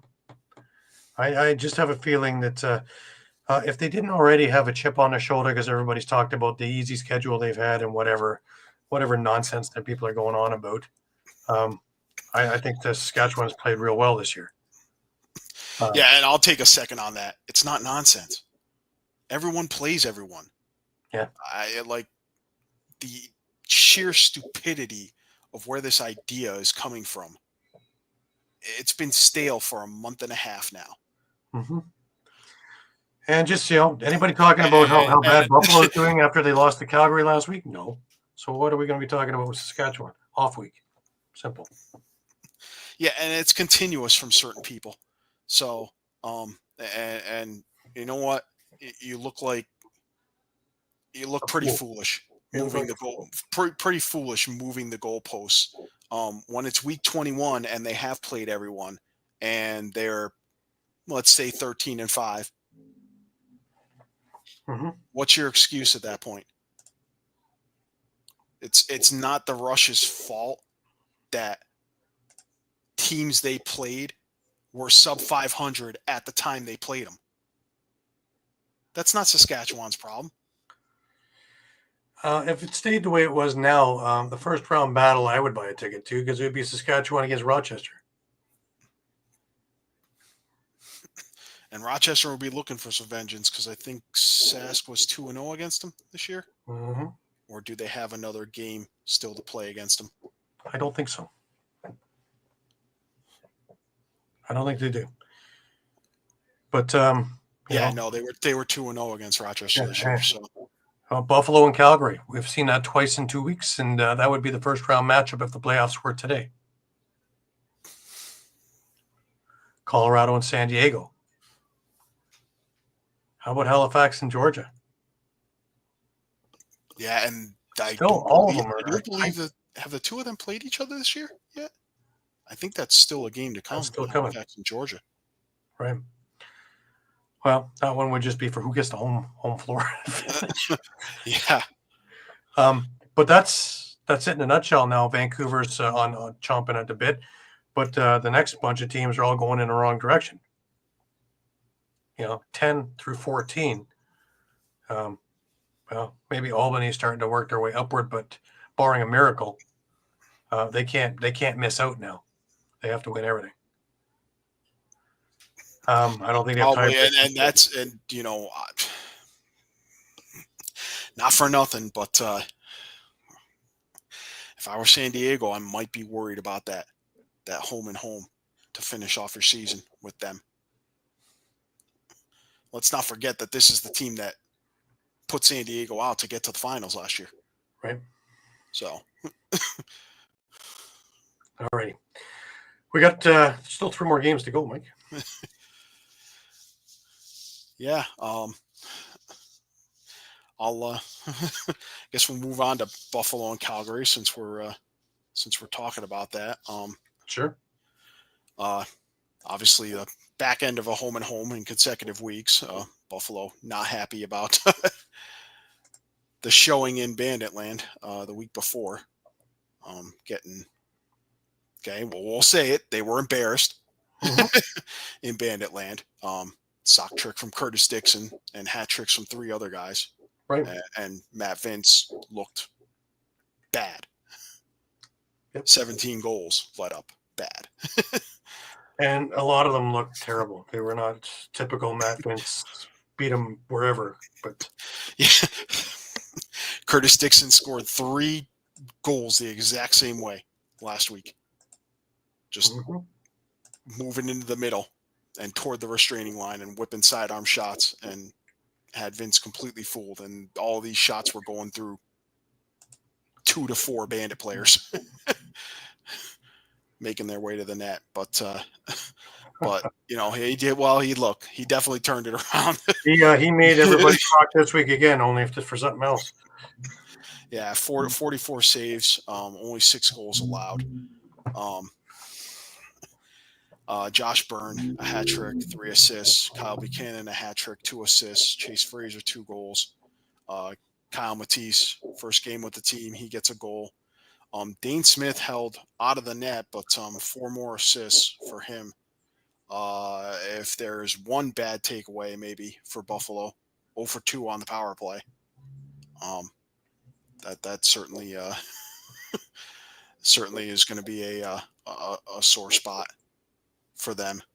17 block shots. That's a hell of a There number. you go. Yep. Just soakers. Yeah, learning from last week, definitely. For Calgary, kind of the same deal as Toronto and Sask. Not much to write home about. Dane Doby and Hayden Dixon each had a pair of goals. Curtis Dixon was shut out of the net. He had 5 assists. Rose had 40 saves on the night. They were 2 for 4 on the power play and 15 to 21 on faceoffs. So, if there's something to be positive about, Inaccio's holding his own against most of these guys in the league. Yeah. And if I were Buffalo, I might be a little worried about how the milkman's been doing lately at the dot. So, well, he got owned. He got owned in this game. 15-6, right? Yeah, and hey, where we talk about Buffalo and their runs, of just goal after goal after goal, and that doesn't happen when you're not.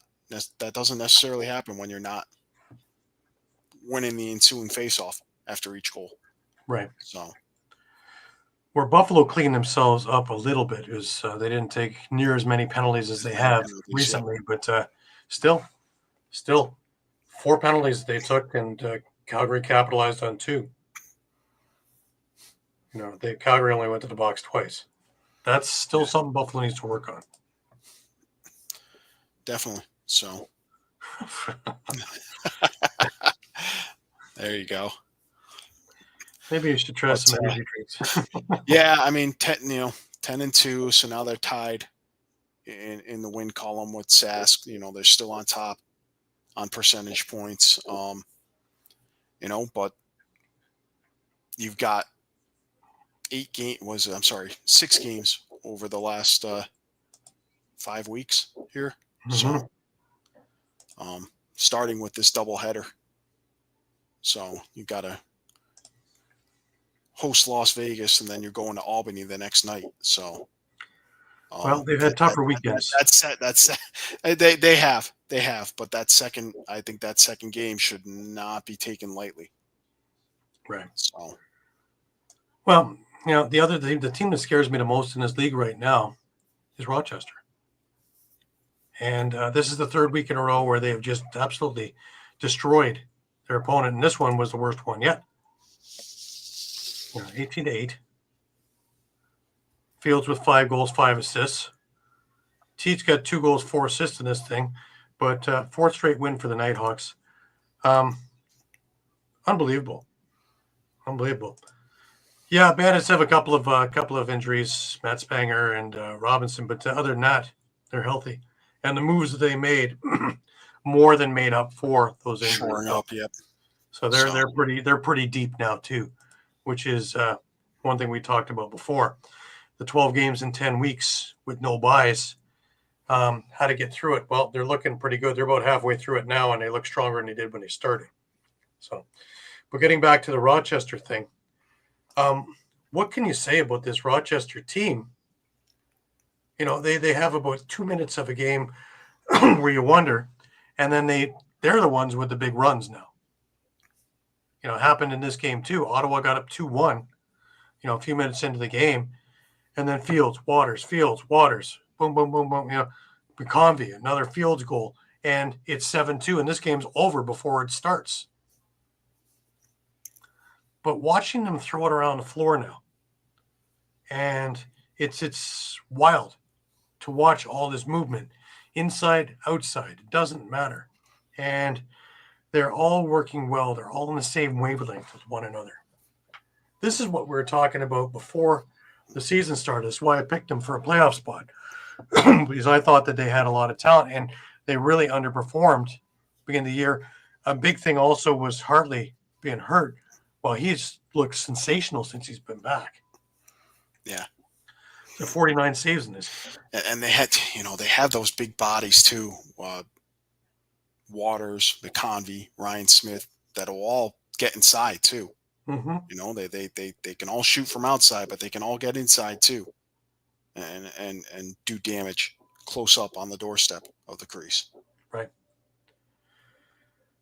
Larson Sundown looked pretty good for Ottawa. Huh? Travis Longboat looked pretty good for Ottawa. But unfortunately, not many others. Their offense has been, I thought I was watching a Riptide game. Nobody's helping Teed again. He's been alone and being double and triple teamed. Like every now and again, I'll hear Connor Kiernan's name, and that's it. He needs to be more of a factor on the other side if Teed's going to be effective. Right. Riley O'Connor needs to be more of a factor. He is somewhat of a factor, but he's not. He was much more of a factor early on in the year. After he got hurt, since he's been back, it's been hit and miss. Needs to be more of a factor for Teed to be successful. And Teed needs to be successful for this team to be successful. Simple. Yep. But the defense is, again, something that worries me. Is Higgins has always seen a lot of shots. But usually he had help. Higgins made 41 saves in his game. Means he faced, 59 shots? That's a lot of rubber. Yeah. And a lot of them were our second and third opportunities. Where's the defense to start scooping up loose balls and transitioning it out? Yeah, prevent those resets. Yeah. Because it happened a lot. And I know the defense was tired because Rochester was running them ragged. Lansbury's made a huge difference. Yeah. What's funny is that he's down a list of all the other guys that we're talking about. You know, anywhere else, he would be in the first sentence of what we're talking about. Rochester, when they're playing up to snuff, he's now a second, third, fourth choice. That's deep. But I'm starting to see transition work for Rochester too. That's something we've been talking about for, forever. And, you know, to Yeti's point, man, 1 goal, 7 assists for Lansbury. Talking about facilitating.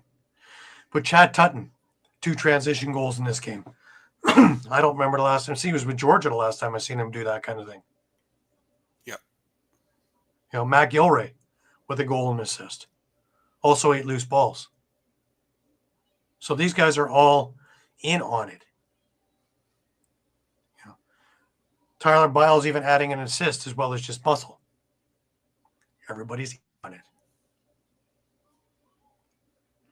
Stuff like that is what really starts, you know, piquing my attention. And I can't say enough about Graydon Hogg. You know, another game with 2 goals and an assist, but he was just all over the place. Making himself known. And some of the stats that don't get on the stat sheet, you know, setting picks, being a disruptor, and continually seeing things like that. Funny, I don't hear any Fire Hazen things. Do you hear any? Not anymore. Man, he must have went to school or something like that. He became a genius in the last couple of weeks from being fired to a coach of the year. We're so fickle as fans. But yeah, it's just when this team is rolling, and let's not forget, if something happens, God forbid, to Hartley, Riley Hutchcraft is more than capable of stepping in. So they're deep at every position. So I don't know. It brings me to get back to the Ottawa thing, and what do you do? What do you do? Brent knows where he needs to check it. You know, taking 14 minutes in penalties, you know, especially down the stretch when you're trying to salvage whatever you can salvage. Forget it, you're frustrated. But, you know, calm it down. Right. But I don't see it. What happened to Jacob Dunbar? He was having such a great start. He's been invisible. He certainly was invisible in this game. 1 assist. We talked about O'Connor. He had 2 assists. Yeah. Yeah, and they have, just looking at their schedule, they have one of the more difficult schedules to finish out. Looks like at Halifax, hosting Colorado, at Philly, at Rochester. So they got to face them again. Home against Vegas, and then at Saskatchewan to finish. So Bears were chasing their tails. I'd say more they're hibernating. I just didn't see much of the performance that I was hoping to see, that I'd seen most of the year. So, does it get easier? Yeah, and you're talking, I mean, if I got Halifax next week. Does it get easier? If we're looking at 9-9, they've got to go 4-2 over that stretch. So, I mean, sure, you maybe get the win against Vegas, maybe get the win against Philly, but you've got to go. With the exception of one blip that Halifax had last week, got to go to Rochester. So you've got to win at least one of those. Like I say, with the exception of Halifax having a blip last week, they look back on track this week, back to white hot. So you're playing two of the hottest teams in the league back to back, and you're trying to make a playoff spot. You better find more of an effort than you gave in this one. Yeah. Or at least be on the same page. It's not so much about an effort as about everybody trying to be the only person. The things that won them games at the beginning, and if I remember one where they came from behind to beat Toronto, was teamwork. Nobody could do it by themselves. And as soon as they started working as a team, they look pretty good.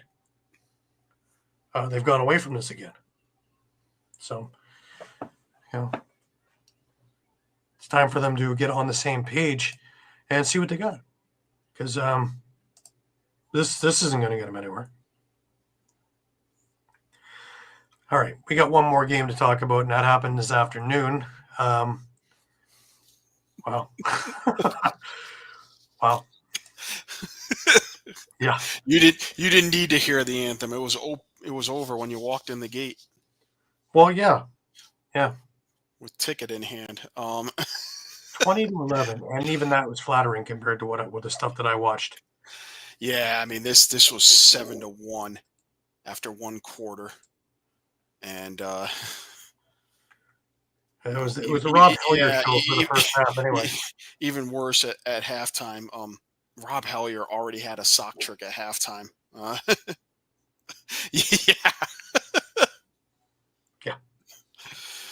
Yeah. So Hellier and Westberg both finished with 6 goals and 6 assists each in this game.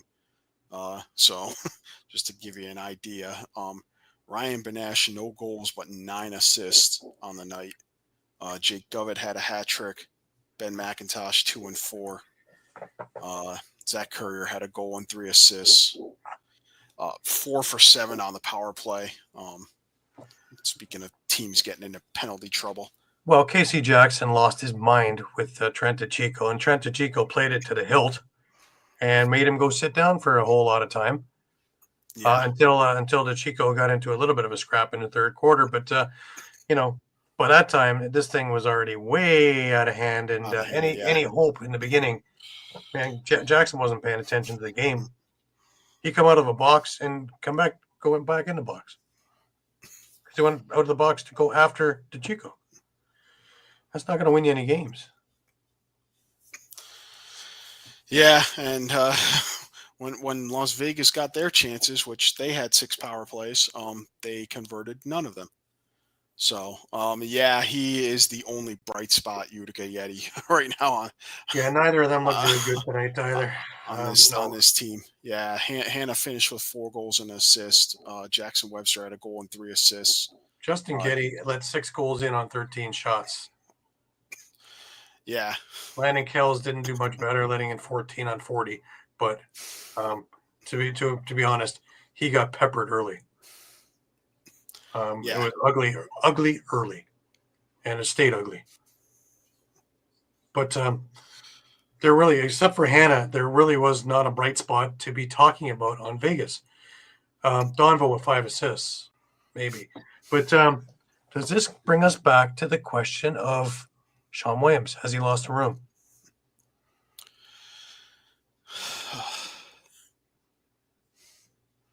Does he have to reinvent the team again? Yeah, I mean, I don't know at this point. I really don't. I mean, I would even go with the to reinvent. I mean, the only reinventing to me, it seems like the only reinventing left is for him to basically go the Paul Day route and just say, you know what, I'm going to be the GM. And I think it's too much to do both. You can't be everybody's friend and then also be the one that's saying you're no good. We can't give you that money.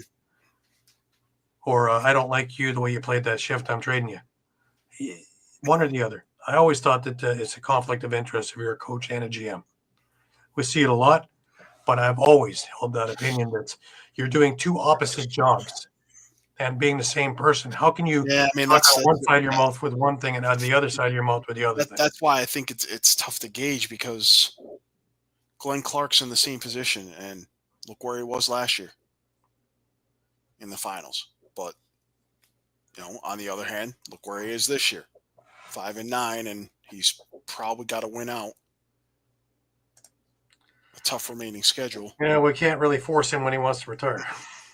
Yeah, when he wants to concentrate on other things and just do field, can't really force him to put his feet to the fire. But that is a big loss. But again, on paper, this team should be doing much better than they're doing.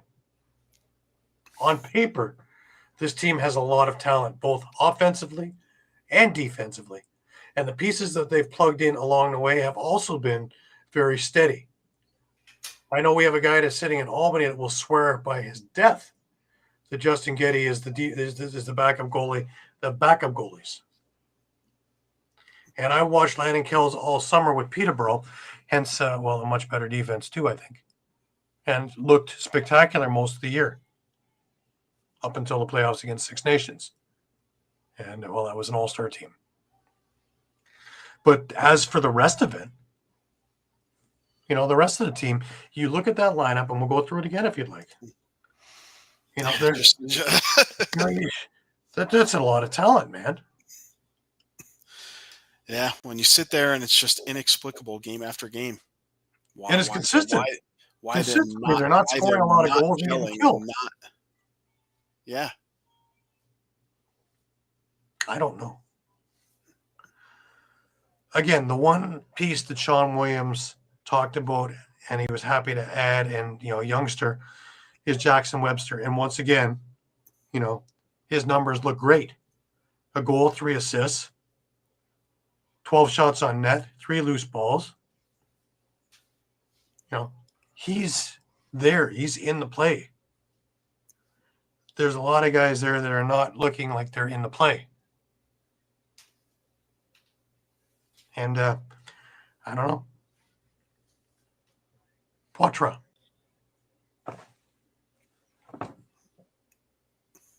One turnover is in his stats. That's it. Otherwise, I wouldn't even know he played. Yeah. That's not good. Connor Kirst. 7 loose balls, but I wouldn't know he played. Kyle Killen. You need more than 1 goal from him. Donville, you need goals from. You don't need assists from. That was the formula of Panther City. Get it to Donville, let him score. Donville reminds me a lot of Andrew Q when he's on. And you know how valuable Andrew Q is and has been along the way, right? Yep. For the Swarm. He's been invaluable. You went out, you got Holden Katoni. He didn't even play in this game.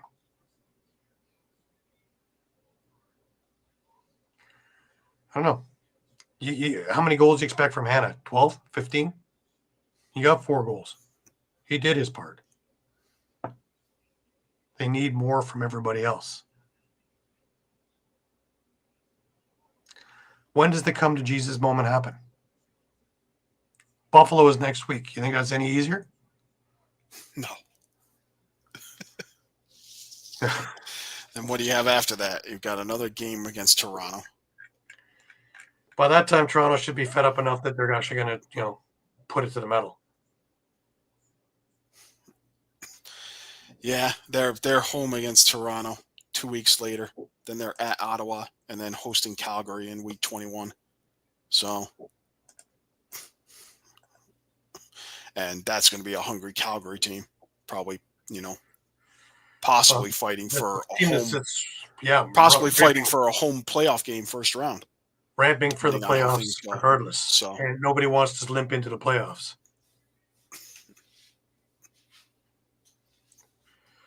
I am, more and more as the weeks go along, I'm more and more at a loss for this team. I just can't figure it out. They're underperforming, but why?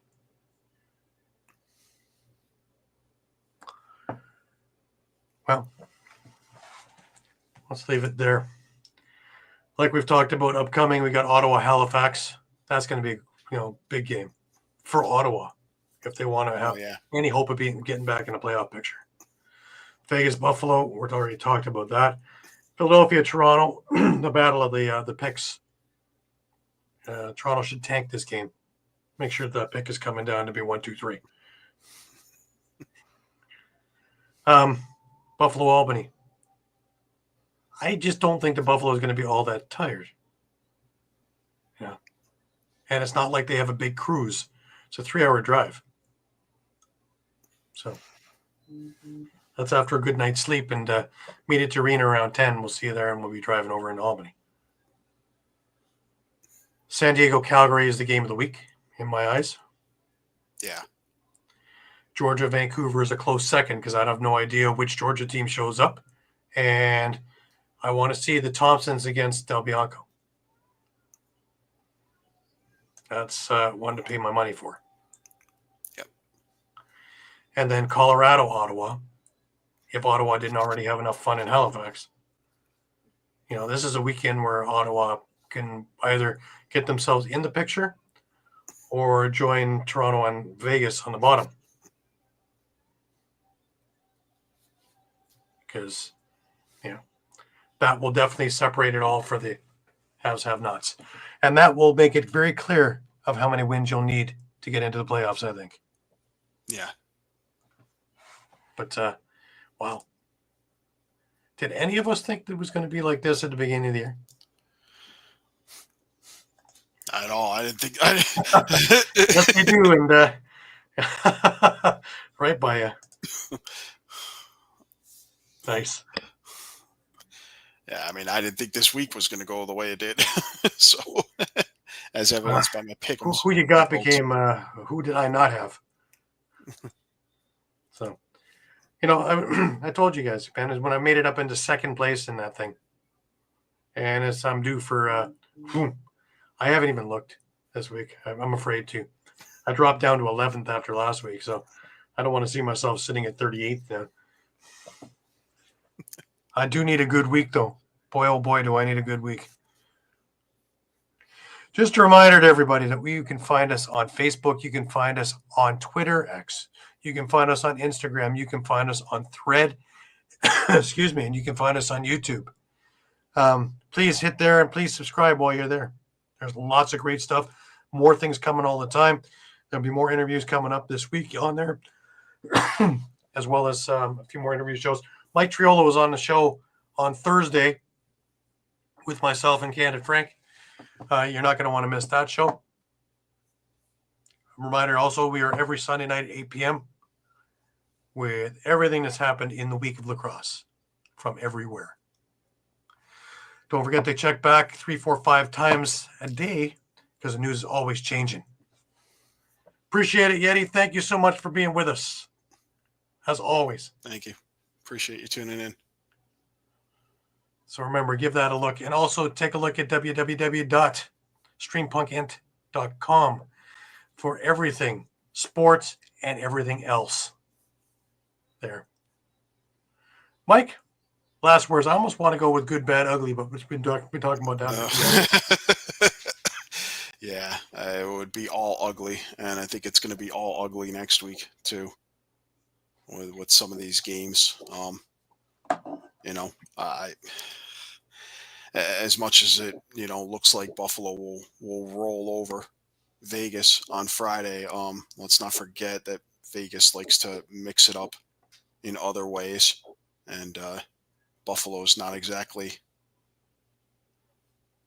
the disciplined team we're used to seeing. So Yep. I think they're going to be a little more banged up going into Albany than some others might believe. Right. They're getting into scraps with Vegas players. So Right. Discipline seems to be the word that needs to be happening in Buffalo. it needs to be happening everywhere, I think. Well, yeah, of late, tempers have gotten all over the place. But you know what? Maybe teams are taking risks because I keep seeing more and more offers on the power play from a lot of teams.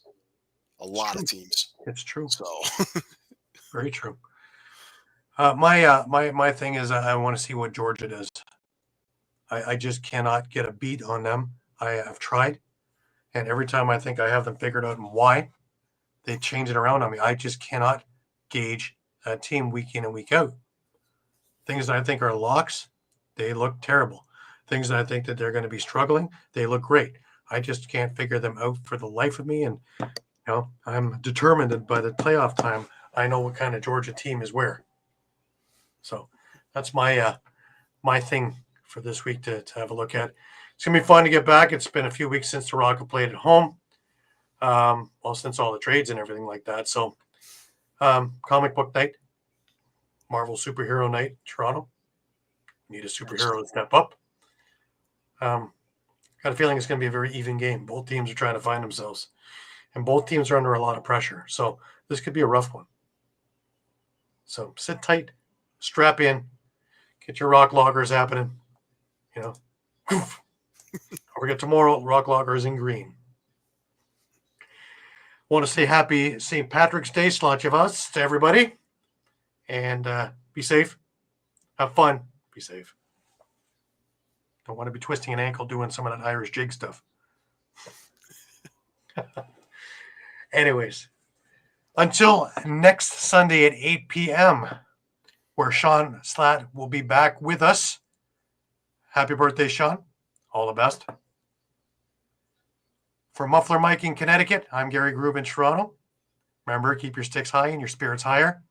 Have a great St. Patrick's Day tomorrow, and we will see you next Sunday at 8 p.m. Till then, take care.